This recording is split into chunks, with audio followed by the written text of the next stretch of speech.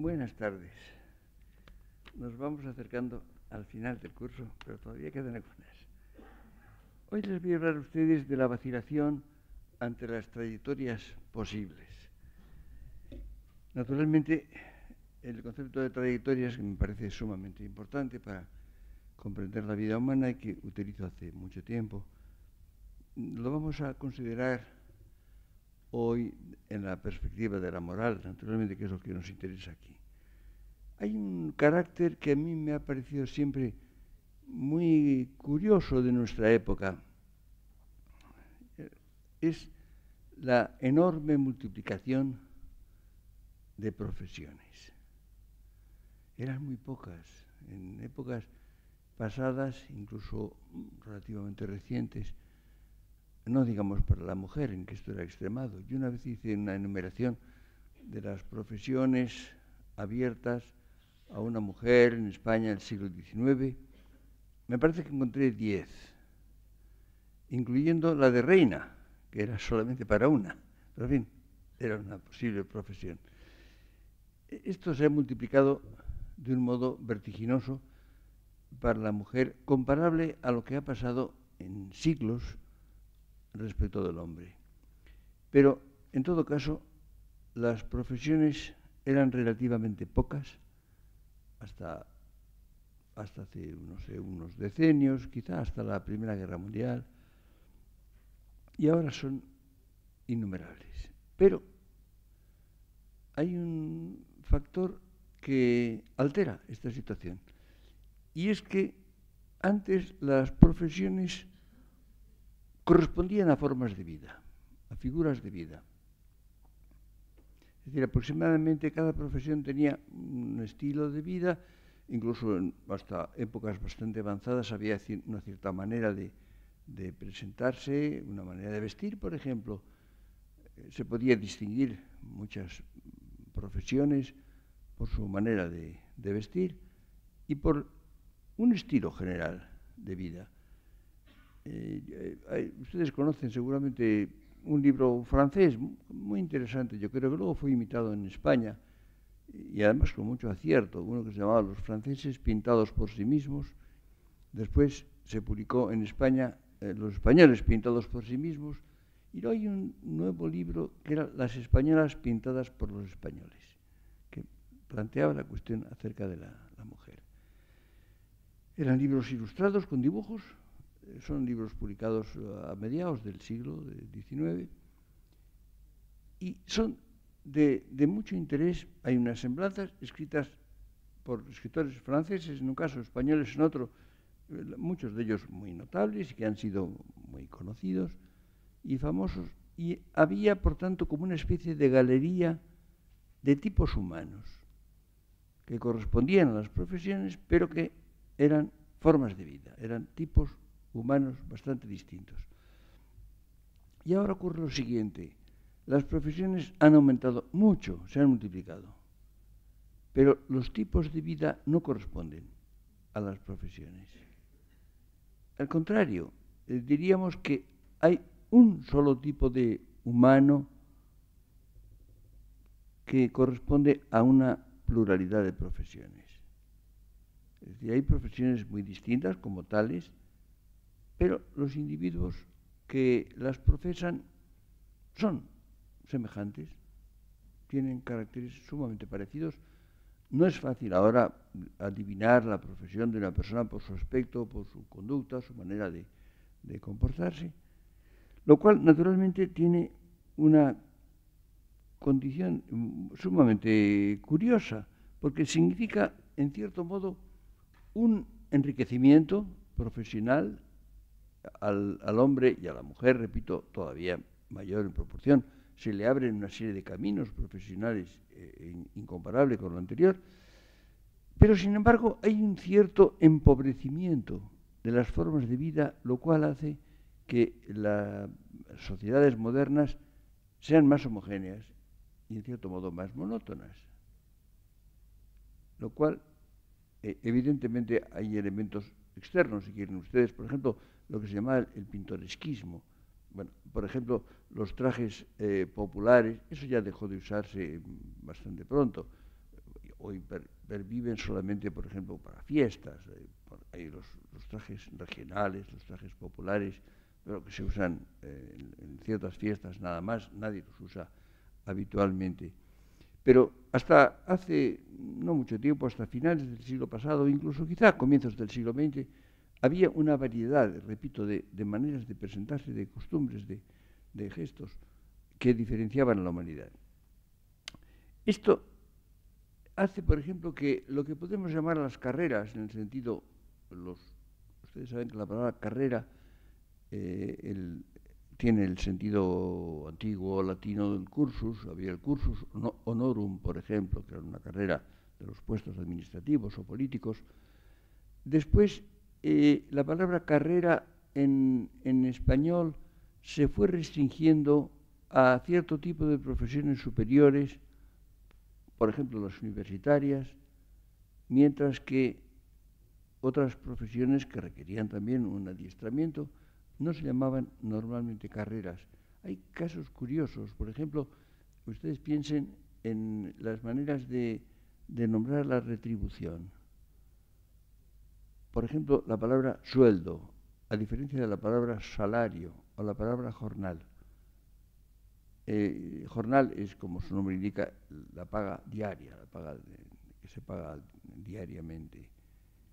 Normalmente se llamaba salario para ciertas profesiones relativamente inferiores, y la palabra solía ser, por ejemplo, frecuentemente semanal. Sueldo se aplicaba preferentemente a las profesiones superiores y solía ser mensual, como ven ustedes. Sin embargo, ahora se habla de salario todo el tiempo. Se emplea la palabra salario, los precios, los salarios. Esto es un anglicismo, porque en inglés salary es la palabra general para la retribución regular.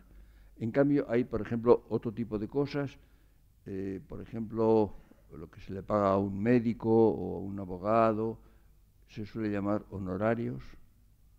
En profesiones artísticas se llama cachet, la palabra francesa. Es decir, es muy curioso cómo hay una diferenciación hasta en la manera de pagar, en la periodicidad de los pagos, en el nombre que reciben, lo cual da una tonalidad, diríamos, social, incluso a veces de prestigio, y esto naturalmente cambia con el tiempo. Pero esto es sumamente curioso. Ahora, estas carreras, en el sentido lato de la palabra, se eligen ¿por qué? Yo tengo un recuerdo, evidentemente, que no es del siglo XVII precisamente, pero es de bastante la primera mitad de este siglo, cuando los que éramos jóvenes entonces elegíamos la carrera. En general, se atendía, había varias posibilidades que eran muy dominantes. Por lo pronto, había ciertas profesiones que venían casi dadas por una tradición, una herencia. Por ejemplo, que diría yo, los labradores solían tener tierras, solían cultivarlas, o ser cultivadores. Ha habido millones y millones de personas que han vivido de la agricultura. Las mujeres, muy principalmente del cuidado de la casa, de la familia, de los hijos, etc. Esto ocupaba a un número altísimo de personas, el más alto, evidentemente. Cuando se produce la industrialización, se crea un tipo humano muy distinto, que es el del obrero industrial, que tiene caracteres enteramente distintos del campesino. Fíjense ustedes, por ejemplo, que los marxistas han usado constantemente obreros y campesinos como algo, bueno, evidentemente lo utilizaban políticamente como algo homogéneo. Como formas sociales son enormemente distintas. El obrero y el campesino son fundamentalmente distintos como tipos humanos y como formas de vida, en absoluto. Luego había otro tipo de profesiones que eran, diríamos, pues en cierto modo hereditarias. A veces eran profesiones en que un médico le dejaba su clientela a un hijo, que es estudiaba medicina también. A veces el bufete de un abogado también era más o menos heredado por un hijo, o ciertos oficios superiores, por ejemplo, que diría yo, pues un taller o, por ejemplo, un sastre, muy frecuentemente era. Había, por ejemplo, también una frecuencia de seguir las carreras militares. Se decía, es de familia de militares. Y era una gran frecuencia que el abuelo había sido militar y el padre era militar y el hijo seguía la carrera militar o naval, a veces en la marina. Es decir, que había una elección, diríamos, preparada, una elección en cierto modo predispuesta. Había como ciertos canales en los cuales se alojaba la trayectoria profesional de una manera relativamente automática. A veces, naturalmente, había una persona que no quería seguir esa profesión. A lo mejor alguien pues, no tenía interés en heredar un bufete de abogado o una consulta de médico porque quería ser otra cosa distinta. Y había, por tanto, una discrepancia y una elección diferente. Ahora bien, esta elección, que era la que propiamente puede llamarse elección, en general lo otro era una continuidad, una aceptación por una costumbre, por una tradición familiar, por unas conveniencias que existían ya. Cuando había una elección de carrera, esta solía ser por vocación. Ahí intervenía normalmente la vocación. La palabra vocación es curioso, durante bastante tiempo ahora se emplea mucho y me parece muy importante que se emplee, pero cuando se decía vocación se entendía vocación religiosa. Es decir, yo creo que hasta el siglo pasado, tener vocación era tener vocación de cura, de fraile o de monja. En general nadie decía que tenía vocación de abogado, vocación de médico, vocación de escritor, vocación, ¿no? O de ingeniero. No era la palabra usual, lo cual me parece evidentemente un error, porque son vocaciones y muy profundamente vocaciones. Pero en general esta carrera se elegía por vocación, o por lo menos por afición, por un interés concreto. Y es curioso lo poco que se tenía en cuenta el aspecto económico. Yo recuerdo, por ejemplo, cuando yo era joven, cuando yo entré en la universidad, exactamente el año 1931, no sé, los que elegíamos al final del bachillerato, los que elegíamos carrera, normalmente no teníamos en cuenta el aspecto económico. En esto hay una variación, yo creo, muy grande, ¿no? Pues todos sabíamos que había que ganarse la vida y no era nada fácil. No era nada fácil porque el repertorio de posibilidades era mucho más pequeño que ahora. Y después estoy notando que ustedes me hacen una objeción que es, ¿y el paro? Bueno, el paro existe porque se cuenta con un empleo. En definitiva, ocurre como con esas palabras que se fundan en la positiva. Por ejemplo, cuando se dice algo es absurdo, quiere decir que no tiene sentido o que no tiene buen sentido, lo cual se presupone el sentido. Claro, el desempleo supone que hay un empleo. La mayor parte de la gente hacía una carrera y no sabía qué iba a pasar después. Sabía que había que ganarse la vida y que bueno, no era fácil, repito. El que más y el que menos pensaba que, bueno, que ya lo haría. Pero no tenía la pretensión de un puesto seguro. El concepto de la seguridad altera totalmente. Precisamente había un tipo de personas que sí querían eso.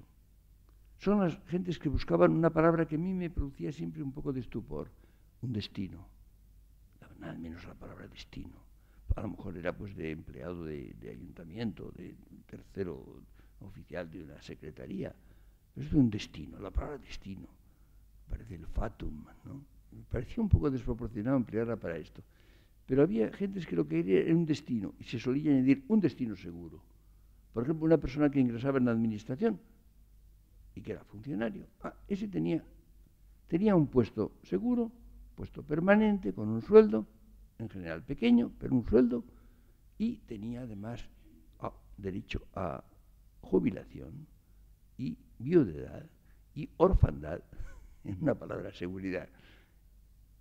Pero la mayor parte de la gente ni tenía eso ni aspiraba a ello. No le parecía. Yo, por ejemplo, he asistido al cambio. Por ejemplo, en un estudiante de bachillerato, a veces preguntamos, ¿qué vas a estudiar? Y decía tal carrera. Luego, cuando llegaba la hora de la verdad, elegía otra. Porque se había interesado, bueno, ¿para qué buscar muy lejos? Yo estudié el bachillerato de ciencias, pensé durante un tiempo en ser ingeniero, ya todavía dentro del bachillerato desistí de ello, pensé estudiar en la Facultad de Ciencias, y cuando llegó el verano del año en que terminé el bachillerato, empecé a sentir una inquietud. Improvisé en aquel verano el bachillerato de letras, porque no estaba muy seguro. Y llegó el mes de octubre y no estaba seguro y me matriculé en las dos facultades. Hice el primer año de Filosofía y Letras y el primer año de Ciencias. Y al acabar ese curso comprendí que mi vocación era claramente la filosofía, entonces no seguí la carrera de Ciencias. Quiero decir, y no intervino para nada el problema económico. Las dos eran bastante malas profesionalmente, desde el punto de vista económico, y ninguna prometía mucho. La de filosofía todavía menos. Pero esto no contaba. Esto es sumamente importante.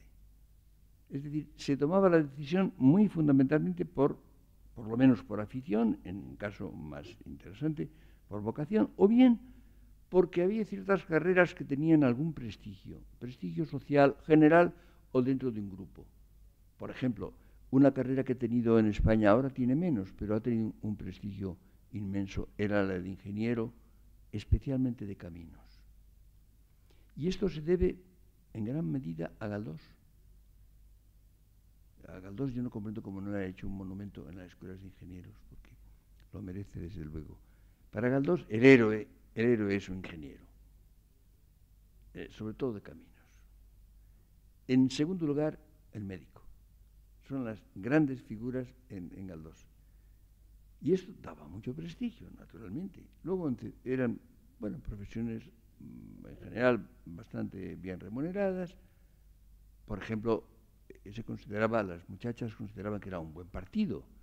Es palabra que quizá no se emplea mucho tampoco ahora, pero un buen partido, ¿no? Que tenía. Como ven ustedes, había elementos, digamos, de vocación, de afición en un grado menor, o bien de prestigio social. Yo creo que esto ha cambiado mucho. Yo creo que ahora se elige con gran frecuencia por criterios, diríamos, muy claramente utilitarios, con una variante. No es solamente el que sean profesiones que se creen bien remuneradas, sino que tienen probabilidad de tener puestos de trabajo. Esto se tiene en cuenta. Y esto ha tenido un fenómeno muy curioso, que es que ha habido muchos estudiantes que se han ido a ciertas carreras que parecía que tenían puestos seguros, pero claro, la enorme afluencia a esas carreras ha hecho que la oferta sea mayor que la demanda. Y eso se ha refutado a sí mismo y se han encontrado con que tenían pocas probabilidades de tener un puesto de trabajo. Entonces, repito, lo económico contaba mucho menos y dominaba la inseguridad. Es decir, la idea de tener un puesto de trabajo del tipo que fuera, al acabar una carrera, pues apenas se ocurría porque era muy improbable. Solamente en algunas había ciertas carreras en las cuales pues era probable, por ejemplo, los que estudiaban Derecho, pues podían ser jueces o podían ser notarios o registradores de la propiedad, pero tenía que hacer una oposición independiente, insegura y en general difícil. Por tanto, esto ha cambiado, creo, muy profundamente. Ahora, esto se refiere a las carreras, se refiere a ese tipo de trayectorias que son más o menos profesionales, importantes, muy importantes. Muy importante sobre todo porque en España se les ha dado un valor próximo a la persona. Ustedes saben, por ejemplo, que en algunas lenguas, para preguntar qué profesión se tiene, se pregunta, ¿qué hace usted? Por ejemplo, en inglés lo normal es preguntar, ¿qué hace usted? En español se pregunta, ¿qué es usted? Se dice médico, abogado, agricultor, cura, en fin. ¿Qué es? En definitiva, en otros sitios es una tarea, es una ocupación, es lo que se hace. En España se entiende más bien como lo que se es. Ahora, lo que se es no es la profesión no agota nunca la realidad personal, se es mucho más que la profesión. Y entonces ocurre que la situación en este aspecto, en la vida real, en la vida completa, en la vida personal, es todavía más agudo el cambio que estoy señalando. Porque se tiene la impresión de que se puede hacer cualquier cosa. En general, todo parece posible y todo parece aceptable. Es decir, la mayor parte de las conductas, incluso algunas que si se tiene la óptica hecha a situaciones antiguas parecen muy extrañas, hay una tendencia a considerarlas equivalentes a otras cualesquiera, por supuesto aceptables, ni siquiera preferibles o lo contrario. Esto es característico. Se puede hacer cualquier cosa y no hay caminos socialmente determinados, lo cual tiene dos caras. Por una parte, significa un aumento de libertad. Evidentemente, los caminos que se abren ante una persona actualmente son muchos, son muy varios, no están determinados, ni están siquiera, diríamos, afectados por una probabilidad grande, como les hablaba, de las profesiones más o menos heredadas o que se continuaban. Esto no ocurre.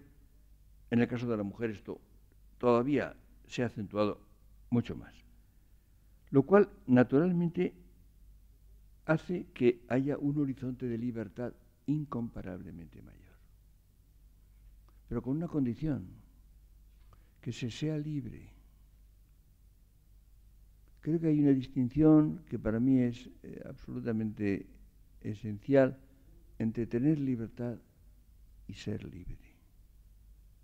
Hay situaciones en que el hombre tiene muy poca libertad, pero puede ser libre. Y entonces aprovecha el margen de libertad existente hasta el máximo. Hay situaciones en las cuales en que la libertad es muy satisfactoria, puede ser muy grande, pero la persona no tiene libertad. Está dominada por vigencias internas sumamente fuertes, por prejuicios sumamente enérgicos, tiene una actitud, o piensen ustedes, por ejemplo, en una situación democrática, en elecciones, hay gentes que tienen derecho a votar lo que quieran, en principio, y legalmente. De hecho, no. De hecho, hay gentes que no pueden dejar de votar a un partido o no pueden votar a otro partido absolutamente, porque tiene una especie de veto interior absoluto. Si esto ocurre en la conducta general, resulta que el margen de libertad está enormemente disminuido por la falta de la condición libre de la persona. Entonces resulta, si hay proyectos personales, si el hombre tiene capacidad de decisión por sí mismo, entonces la libertad sí es muy grande, mucho mayor que quizá que en ninguna otra época. Pero si no, si esto le falta, esa pluralidad de posibilidades se convierte en una libertad abstracta que desemboca en desorientación. Es simplemente desorientación. Es decir, no hacen falta motivos profundos para elegir. Se elige a veces por azar o bien por capricho, el capricho a veces decide, o las influencias exteriores. A lo mejor el grupo social a que se pertenece, el grupo de amigos, especialmente entre los muy jóvenes, el periódico que se lee habitualmente. Hay un hecho también curioso que influye en esto. El número de periódicos que había en España hasta la Guerra Civil era enorme, había muy grande. Yo no sé si había, ha variado de unas fechas a otras, pero en fin, me parece que había como 20 y tantos, 30 periódicos en Madrid hasta la Guerra Civil. Esto se ha reducido enormemente. No sé si son 3 o 4, vamos, no hay más. Había periódicos de la mañana y periódicos de la tarde, ahora ya no hay periódicos de la tarde, y se han reducido extraordinariamente. Hay algunas personas que leen varios periódicos, con lo cual, evidentemente, tienen perspectivas un poco variadas, pueden elegir, pueden optar más o menos, a veces siguen a uno de los periódicos o a ninguno. Hay personas que no leen más que un periódico. No es que no lo lean de hecho, porque que no lean solo uno, es que para ellos no existe más que un periódico. Y son muchos los, por ejemplo, españoles, de lo que hablo concretamente, en este momento pasa algo parecido en otros lugares, para los cuales un periódico determinado es la realidad, absolutamente la realidad. No existe más que lo que aparece en este periódico. Y digo los periódicos, a pesar de que lo muy influyente ahora, lo más amplio y que tiene un influjo mucho mayor es la radio y la televisión, porque el efecto es menor. La televisión influye inmensamente, claro, pero no se acaba de tomar en serio. Hace efectos inmediatos. Por ejemplo, ¿qué diría yo? En unas elecciones, dentro de unos días va a haber una elección en España. Evidentemente el papel de la televisión va a ser muy fuerte. ¿Por qué? Pues porque la víspera o la antevíspera, pues evidentemente van a ejercer un influjo sobre un número muy grande de personas y van a predisponerlas a tener un voto determinado. Pero esta influencia es excepcional, para cosas, diríamos, a corto plazo. Para la formación de la mentalidad, para la formación de la actitud general, que luego, por supuesto, naturalmente se refleja en las elecciones, tiene más influencia la continuidad del periódico, la letra impresa, que tiene una cierta magia y que queda más fija y queda mucho más que la palabra hablada. En todo caso, como ven ustedes, se ha producido, y volvemos a lo mismo, hay muchos más lectores, si quieren ustedes, pero hay muchos menos periódicos, muchas menos opciones, muchas menos. El abanico de posibilidades que se presentan es mucho más reducido. Es curioso, en general, la sociedad y la vida humana en general tiene dilataciones y contracciones. Y en esto no se suele reparar. Se tiene la impresión, por ejemplo, de que de la dilatación, evidentemente, en muchos aspectos hay dilatación económica, de posibilidades, de recursos, de instrumentos. Pero, por otra parte, si vamos a considerar la vida misma como tal, en muchos casos se ha reducido, se ha simplificado, se ha angostado. Por ejemplo, ustedes piensen que para muchas personas, y aquí habría que hacer una distinción, por supuesto, de generaciones, pero a partir de ciertas generaciones, por ejemplo, resulta casi indiferente casarse o no casarse. Esto evidentemente hace unos cuantos decenios no parecía nada equivalente. Casarse era una cosa y no casarse era otra completamente distinta. Ahora la diferencia no es tanta. Y mucha gente encuentra que es relativamente indiferente. Y, sobre todo, esto es más importante aún, las dos cosas parecen revocables. Domina en el mundo actual una profunda aversión a la irrevocabilidad de la vida. Esto no se admite. Tendrán ustedes la experiencia, por ejemplo, de los matrimonios que se separan, muchos se separan casi inmediatamente, se contraen y se separan. Pero otras veces no. Otras veces matrimonios que llevan casados 15 años, 20 años o 30 años, o quizá más a veces, de repente se separan porque les parece que ¿por qué seguir? Ustedes saben, por ejemplo, que las religiosas hacían votos normalmente perpetuos, salvo algunas órdenes. Lo normal era votos perpetuos. Ahora casi nunca, son renovables, ¿no? Bueno, en el sacerdocio esto continúa, pero con cierto malestar y con cierta resistencia. Es decir, hay una gran resistencia a aceptar que la vida sea irrevocable. Esa impresión que se ha tenido de que se puede poner la vida a una carta, esto no tiene curso, muy poco.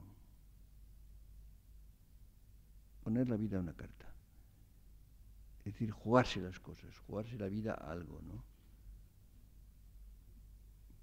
Es evidente que tiene su riesgo, claro, el que se pone la vida a una carta puede ganar, puede perder, ¿no? Imaginen ustedes. Claro. El problema está en que parezca que el riesgo se justifica, es decir, que vale la pena. No es vigente esta actitud, no nos engañemos. Una parte enorme de las sociedades actuales no acepta esto. Y cuando descendemos en edad, si se trata de generaciones más jóvenes, menos. Sin embargo, yo propendería a evitar la inercia. Es posible que los que sean muy jóvenes no sean tan enemigos de la irrevocabilidad como los que son un poco menos jóvenes. Pero no hay que tomar la idea de que el camino va en el mismo sentido siempre. Quizá no, quizá no. Pero en todo caso, si ustedes comparan las personas que tienen, que diría, más de 50 años y menos de 50 años, para tomar, es evidente que los mayores de 50 años estarán más dispuestos a creer que la vida es irrevocable y los de menos de 50 no querrán aceptarlo. Y digo aceptarlo porque lo malo es que la vida es irrevocable. Nos guste o no, es irrevocable. Porque lo que pasa, pasa. Y no podemos evitar que haya pasado. Y deja su huella. Esta es la cuestión. Esto es absolutamente capital. Yo creo que la inestabilidad de la mayor parte de las relaciones profesionales, amorosas, matrimoniales, de cualquier tipo que sean, tiene una contrapartida. Y es que las consecuencias pueden ser permanentes. Por ejemplo, para hablar de las relaciones amorosas o matrimoniales, los hijos.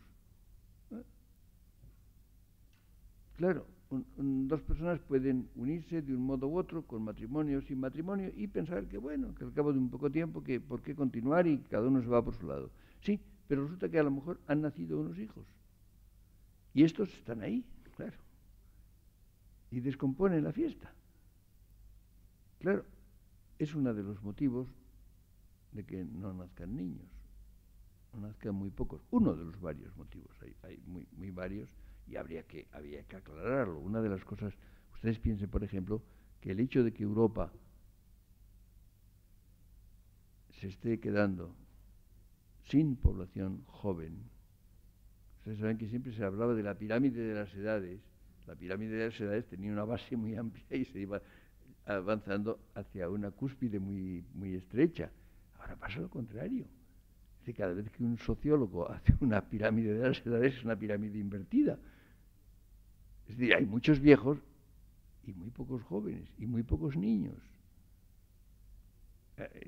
Por lo visto en Europa, según parece, la natalidad media por pareja es de 1,1, 1,2. Se calcula que para mantener la población hace falta 2,1. Estamos evidentemente lejísimos de esto. Yo creo que habría que plantearse en serio por qué nacen tan pocos niños. Encima no se dejan hacer a bastantes. Pero habría que preguntarse por qué. Porque en definitiva no se sabe. Creo que hay una pluralidad de causas y no hay claridad sobre ello. No se sabe qué es lo decisivo, qué es lo que más importa. No es lo mismo, naturalmente, en todas las generaciones, no es lo mismo en todos los países o en todos los niveles sociales. La cosa es sumamente grave. Ahora, este hecho de que mientras se considera que nada debe ser permanente, haya consecuencias permanentes, esto complica las situaciones y aumenta la vacilación ante las trayectorias, que es un fenómeno sumamente característico de nuestra época. Es decir, que al cabo del tiempo, cuando han pasado unos cuantos años, muchas personas están enredadas en una madeja, diríamos, de trayectorias embrolladas. Esta sería la palabra más adecuada. Están embrolladas. Están ligadas unas con otras.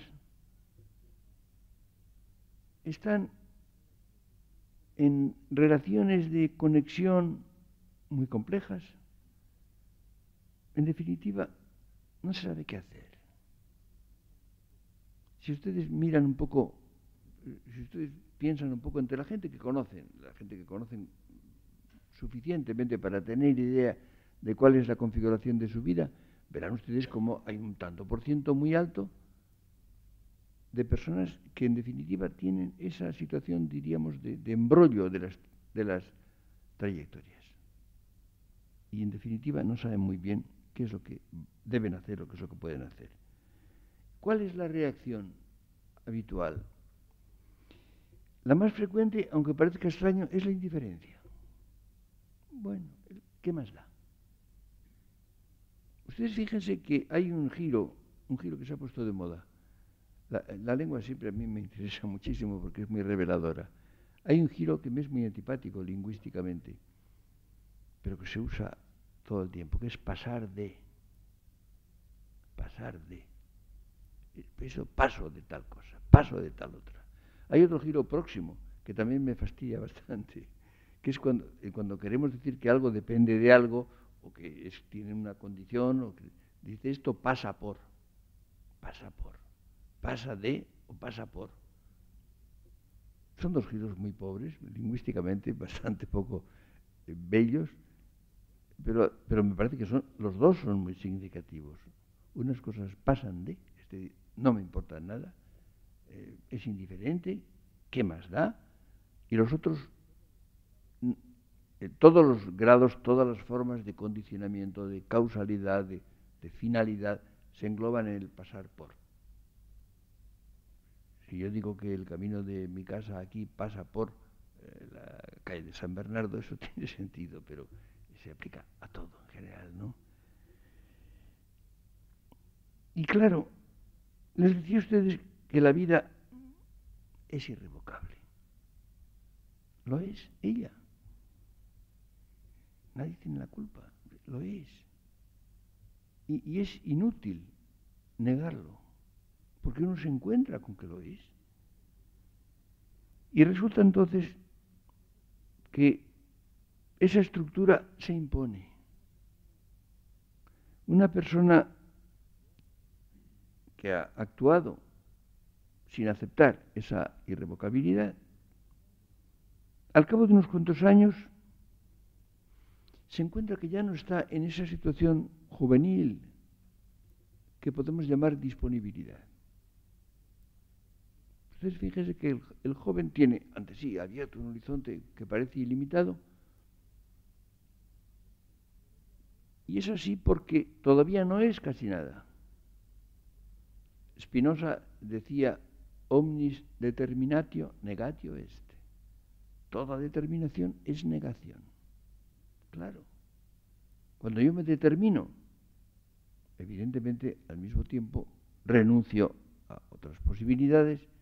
Si yo estoy aquí, quiere decir que no estoy en París, o en Sevilla, o en Nueva York, ni siquiera en otra calle de Madrid, en otra casa. Pero me he determinado, estoy aquí. Antes de ir a ninguna parte, pues puedo ir a cualquiera. Pero cuando me determino, en cualquier cosa, y hago algo, aprendo algo, no aprendo otras cosas, el tiempo que yo he dedicado a aprender una cosa, no la he dedicado a aprender otras, y por consiguiente, cuando pasan los años, cuando el hombre deja de ser muy joven, ha perdido esa situación de disponibilidad juvenil. Y entonces encuentra algo muy inquietante, encuentra que no ha hecho su vida, que lo han arrastrado. No es propiamente el autor de su vida, o lo ha ejecutado naturalmente, ha sido actor de ella, claro, eso sin duda, pero no es autor de ella, no la ha hecho.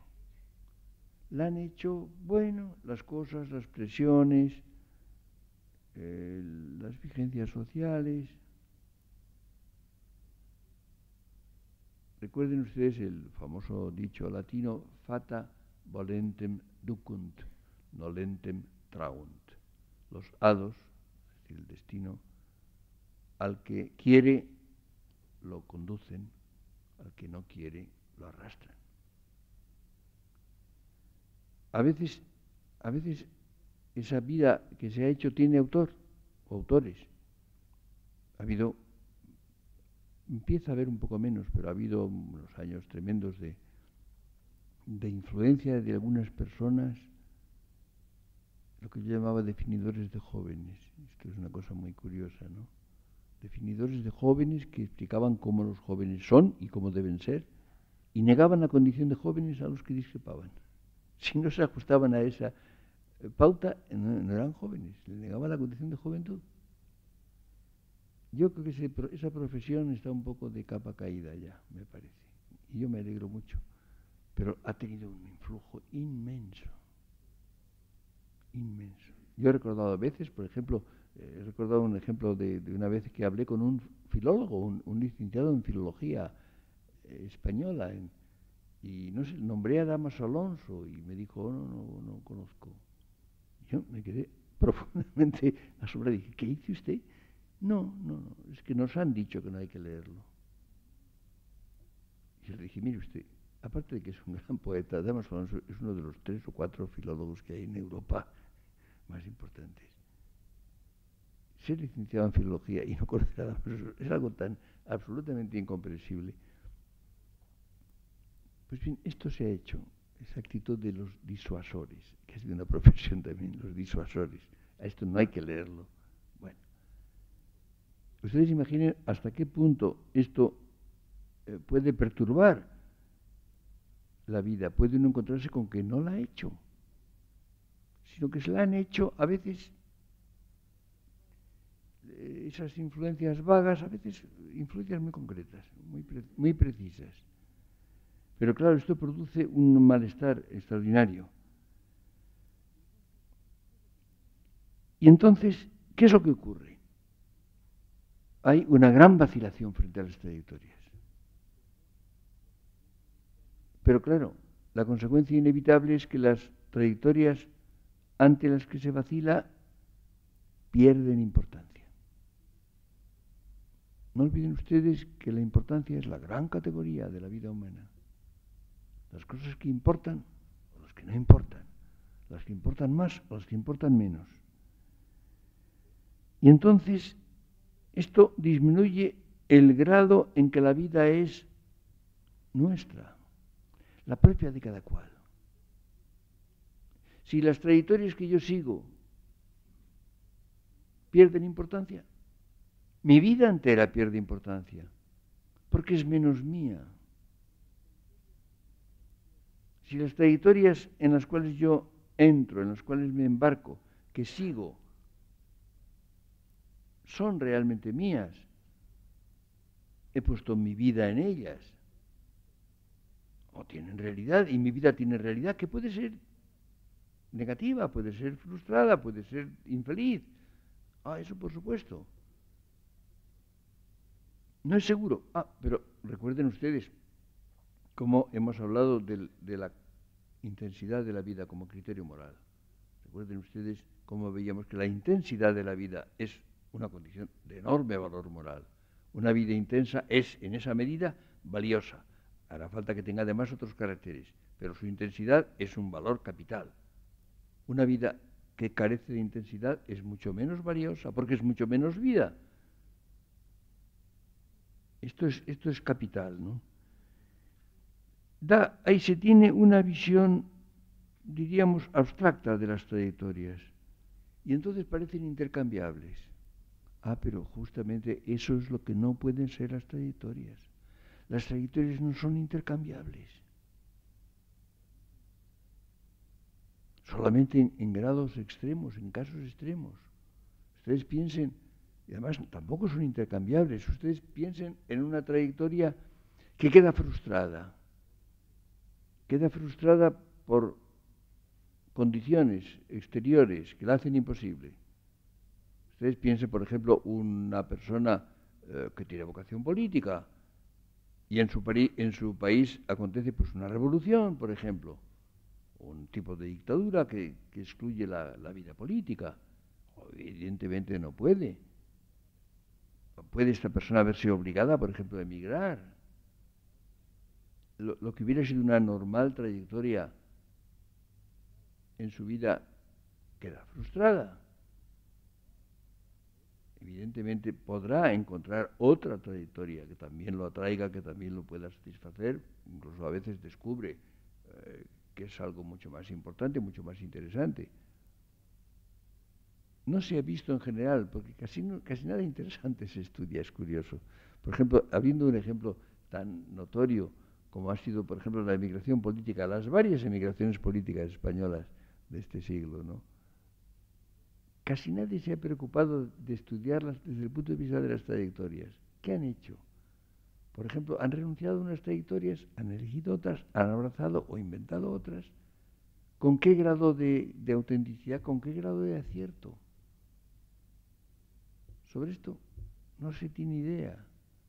Sabemos más o menos lo que han hecho las personas, sobre todo si son notorias, pero ¿qué ha significado desde el punto de vista de su estructura biográfica estos cambios de trayectorias? Ustedes piensen, por ejemplo, en los innumerables alemanes que se encontraron con sus trayectorias brutalmente cortadas por Hitler. Unos dentro de Alemania, otros en la emigración. ¿Qué ha pasado con ellos? ¿Cómo han reaccionado?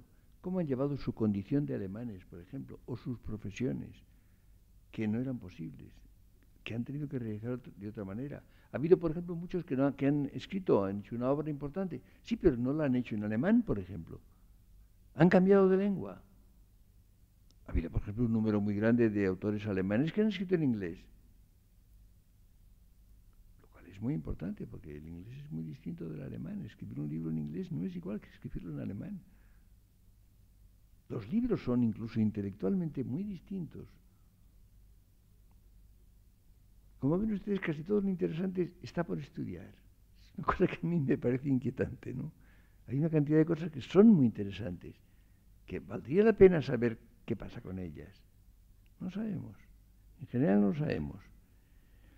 Pero lo importante es esto que les decía, no son intercambiables.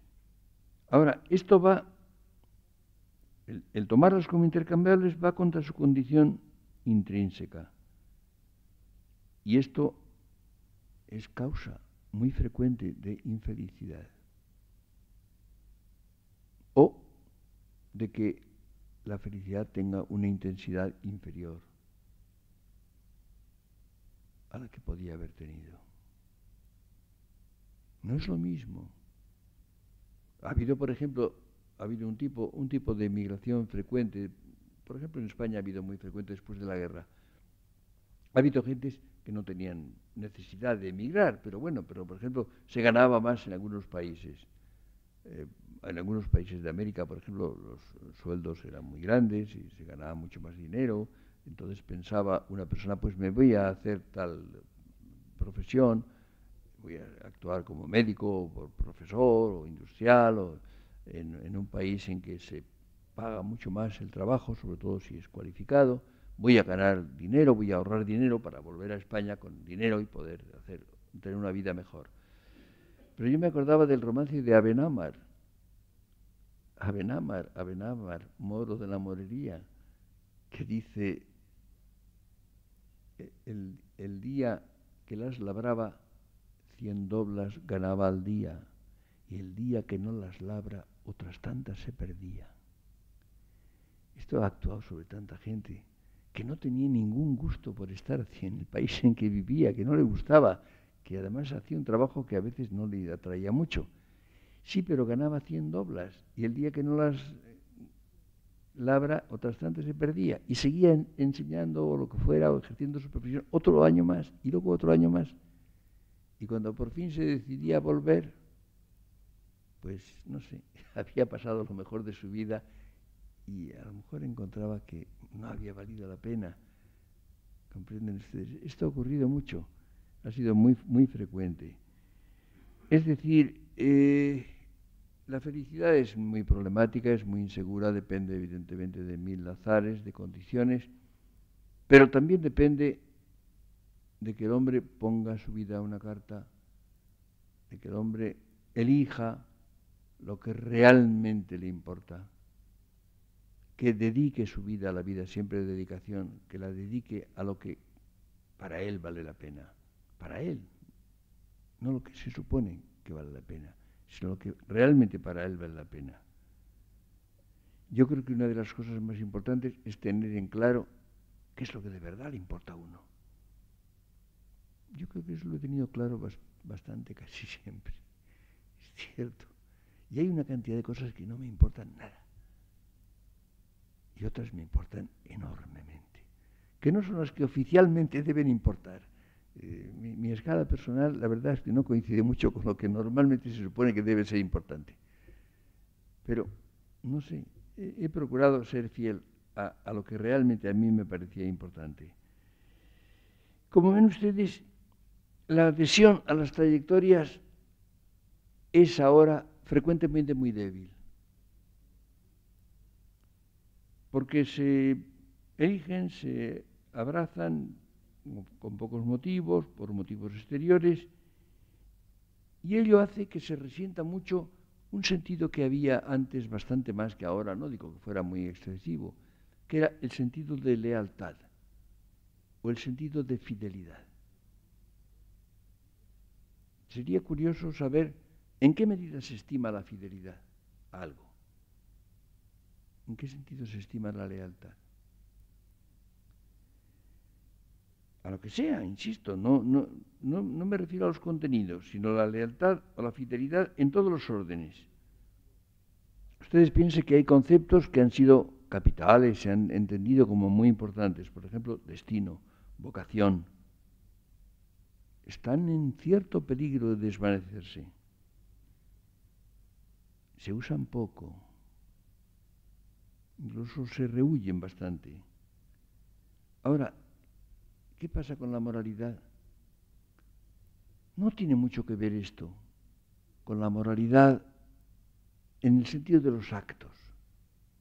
No se trata de actos inmorales frente a actos morales. Lo que se produce más bien es algo que me parece más grave todavía, una cierta evaporación del sentido moral. Y esto sí que me parece verdaderamente grave.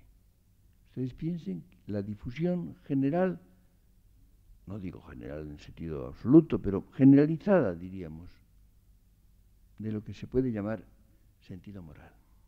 Ahora, si se pierde el sentido moral, se pierde la intensidad de la vida, se pierde la realidad de ella. Seguiremos el otro miércoles. El martes 30.